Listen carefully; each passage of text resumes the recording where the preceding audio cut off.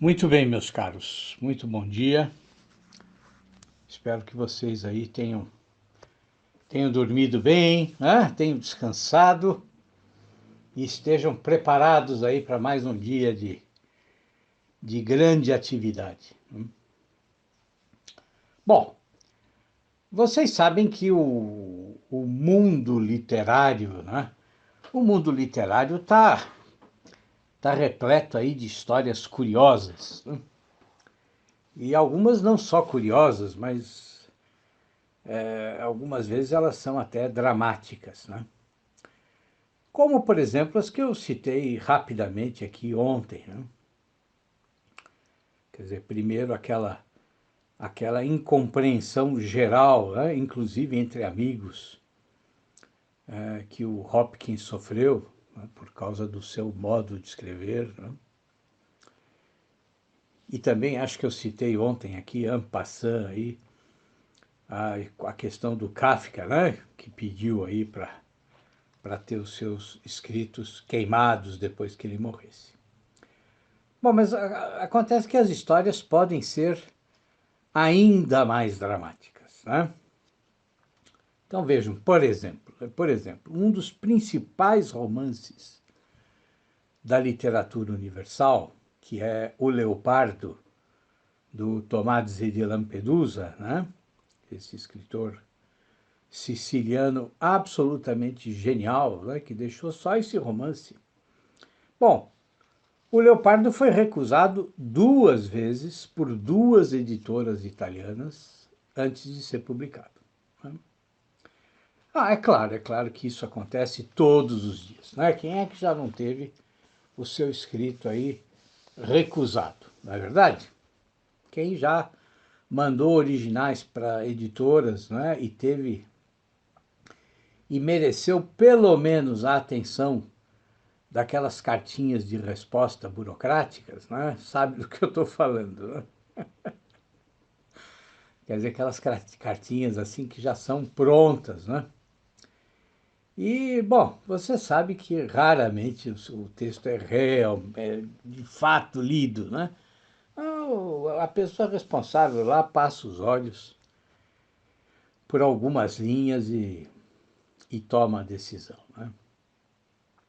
Bom, mas o caso do Lampedusa não foi assim, né? O caso do Lampedusa foi bem mais complicado, né?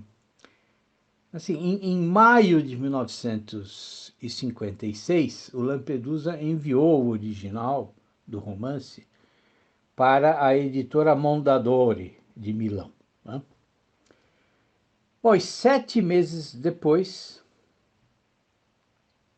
ele recebeu a carta da editora recusando o romance, né? Agora, o que o Lampedusa não sabia, né, quer dizer, ou talvez ele soubesse, né, era que por trás da decisão dos 3 leitores críticos que leram o romance, né, estava a influência do escritor Elio Vittorini, tá? Que não sei se vocês já leram dele, Conversas na Sicília, né? O Vittorini era um romancista e um crítico literário famoso na época, mas era um crítico literário e romancista de formação de esquerda, né? Ele pertencia ao Partido Comunista Italiano. Bom, em junho de 57, o Lampedusa enviou o romance para uma outra editora, né?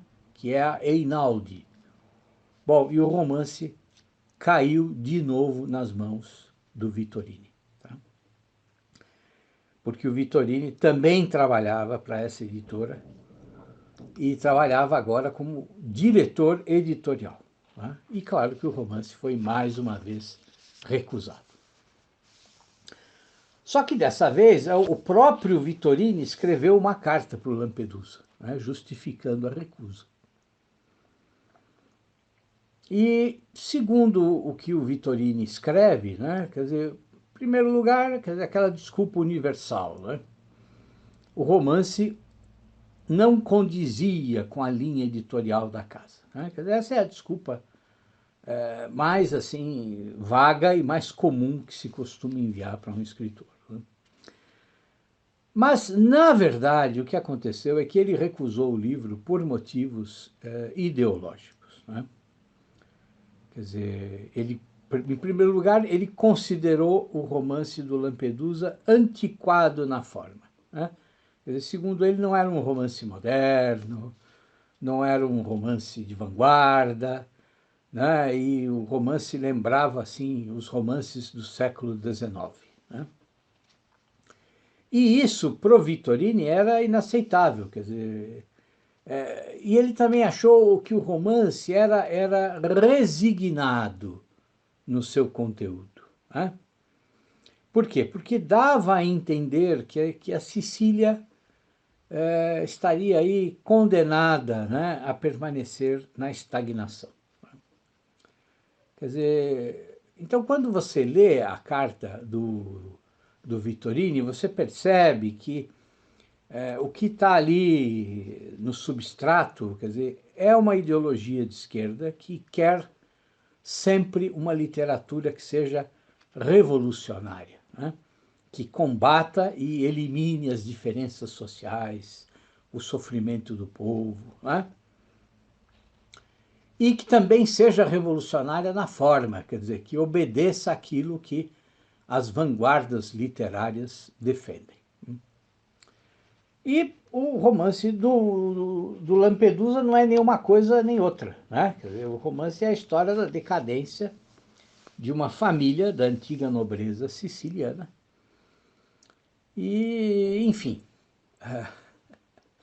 o Vittorini achou que a narrativa era uma espécie de consolo dos sofrimentos, né? E que o romance tinha um tom assim de resignação, de resignação. E resignação, para um revolucionário comunista, é uma coisa completamente inaceitável, né?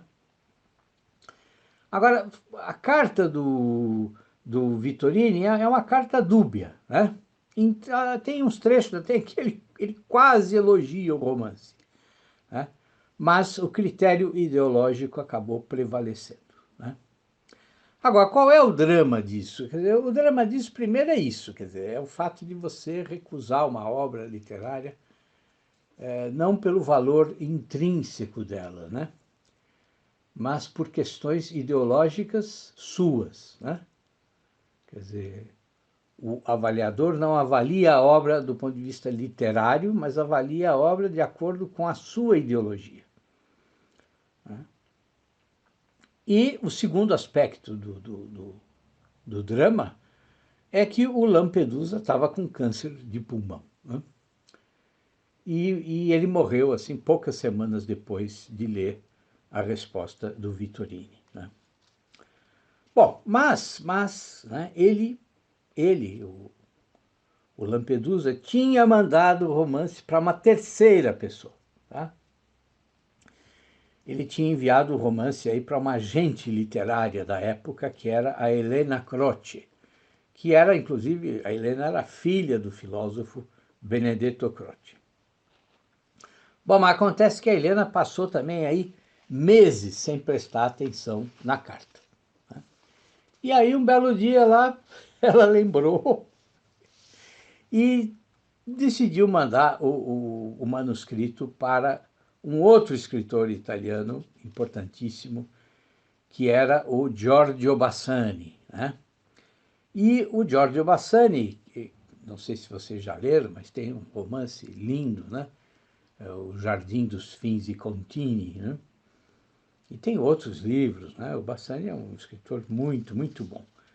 Bom, o Bassani tinha sido contratado por uma outra grande editora italiana, que era a Feltrinelli, exatamente para dirigir uma coleção de autores contemporâneos, né? E ele leu o romance, se interessou e, assim, em março de 1958, finalmente o romance foi publicado. Bom, agora vocês vejam só que interessante, né? Quando o romance é publicado, né? Bom, é claro que os intelectuais de esquerda, né, da Itália, e trataram o texto assim com críticas, com desconfiança, né? E repetindo sempre aquele chavão que a gente cansa de ouvir, né? Aqui no Brasil, quer dizer, que emanava da obra uma ideologia reacionária, né? Bom, assim, para esse pessoal, você falou que é reacionário, já está tudo explicado, não precisa explicar mais nada, né? Bom, mas, quer dizer, a realidade, ela está sempre pronta a desmentir as ideologias, né? Quando a realidade se manifesta, ela quase sempre mostra o absurdo, né, do que a solução ideológica propõe, né? E foi o que aconteceu com o Leopardo, quer dizer, o romance se tornou um sucesso, né, um sucesso absoluto, né? Quer dizer, em menos de 2 anos, o romance teve 52 reedições, né? E quase que 150 reimpressões, né? E foi traduzido em mais de 20 línguas, né? Bom, a maior parte das críticas, né, das críticas duras, críticas, assim, às vezes assombrosas, né, que o romance recebeu, vieram exatamente dos radicais de esquerda, né? E por que vieram dos radicais da esquerda? Porque eles monopolizavam a produção literária na Itália, né? Controlavam as editoras, né? E grande parte dos jornais, e tudo, desde o final da Segunda Guerra, né? Exatamente como acontece hoje no Brasil. E o erro do Lampedusa, qual foi o erro do Lampedusa? O erro dele foi o erro dos grandes escritores. Quer dizer, ele não se preocupou em escrever um livro para agradar a intelectualidade da época. Não, ele escreveu um livro que ele queria escrever, né? E escreveu um romance que tem uma sintaxe assim clara, né? Ele também não era um defensor do realismo socialista, né? Esse realismo socialista que se espalhou, que contaminou a literatura no mundo inteiro, né? No mundo inteiro. Quer dizer, você vai ler, por exemplo, aqui no Brasil, Capitães da Areia, do Jorge Amado, né? Esse romancinho mal escrito, né? Chinfrim, é um romance assim, nossa, aquilo é tão ruim, mas tão ruim, que, bom, é só mesmo porque ele é um romance de esquerda e defende uma ideologia revolucionária que todo ano ele é pedido nos vestibulares, né? Quer dizer, assim, a intenção desse pessoal que organiza as provas e as listas de livros nos vestibulares, assim, é evidentemente ideológica. Quer dizer, eles querem obrigar a juventude, né, os jovens, a ler essa porcaria. Por quê? Porque, assim, esteticamente é uma bomba o Capitães da Areia, mas defende, né, ideias de esquerda, né? Então é isso, quer dizer, mas vamos voltar aí ao Lampedusa, né? Quer dizer, e não bastasse o Lampedusa ter escrito um romance completamente apartado dessa questão ideológica, né? Ele também não se rendeu ao experimentalismo de vanguarda, né? Quer dizer, que também é um outro modismo, né? Que permanece aí em vários círculos literários até hoje, né? Então, quer dizer, se você não era comunista, se você não era um experimentalista de vanguarda, se você não escrevia difícil, né, e complicado, bom, então você só tinha uma coisa que você era reacionário, não tinha jeito, né? Agora, pensem um pouco, né? Pensem o desastre cultural, né, que é esse tipo de sectarismo político, né, dominando o sistema literário, né? quer dizer, esse tipo de sectarismo doutrinário, né? Mas é um sectarismo doutrinário muito, muito engraçado, porque na base dele o que existe, né, no fundo, assim, é só favoritismo, né? É só amiguismo, entendeu? Bom, e o Hélio Vittorini, com os amigos, com os seguidores dele, bom, cansaram de fazer isso durante muitos anos na literatura italiana, né? Quer dizer, decidindo o que merecia ou não merecia ser publicado, seguindo apenas aí critérios políticos e o que eles consideravam aí a estética perfeita, né?